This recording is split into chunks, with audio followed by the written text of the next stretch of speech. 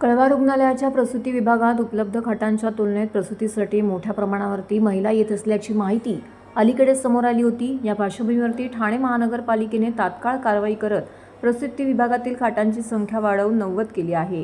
यासोबतच मुंब्रा येथून येणाऱ्या रुग्णांचा वाढता ओघ लक्षात घेऊन स्वातंत्र्य सैनिक हकीम अजमल खान रुग्णालयातील MM व्हॅली प्रसूतीगृहात अत्याधुनिक प्रसूती विभाग लवकरात लवकर सुरू करण्याचे निर्देश महापालिका आयुक्त सौरभ राव यांनी दिले होते। कळवा येथील छत्रपती शिवाजी महाराज रुग्णालयातील प्रसूतीशास्त्र विभागात दररोज सुमारे 200 बाह्य रुग्ण येतात। तसेच प्रसूती कक्षात आता एकूण 70 खाट उपलब्ध आहेत। उपरोक्त विभागात दररोज सरासरी 18 प्रसूती होतात। ऑक्टोबर 2025 मध्ये दररोज 22 प्रसूती झाल्यात। त्यासोबतच बहुतांश वेळा उपरोक्त कक्षात एकूण 98 महिला दाखल झाल्या होत्या। रुग्णालयात ठाणे महानगरपालिका क्षेत्र तसेच आजूबाजूच्या क्षेत्रातून तसेच ठाणे ग्रामीण व पालघर ग्रामीण क्षेत्रातून महिला प्रसूतीसाठी येतात। त्यामुळे बहुतांश वेळा खाटा पूर्णपणे भरलेल्या असतात।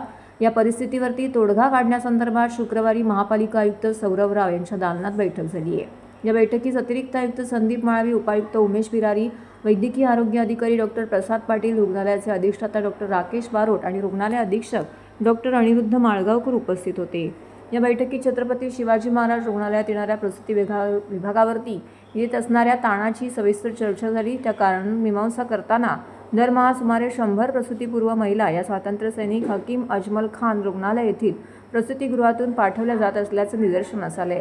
या प्रसूतीगृहात आपत्कालीन सिझेरियन सेक्शन शस्त्रक्रियेची सुविधा उपलब्ध करून दिल्यास तेथून प्रसूतीसाठी महिलांना छत्रपती शिवाजी महाराज रुग्णालयात पाठवणे कमी होईल।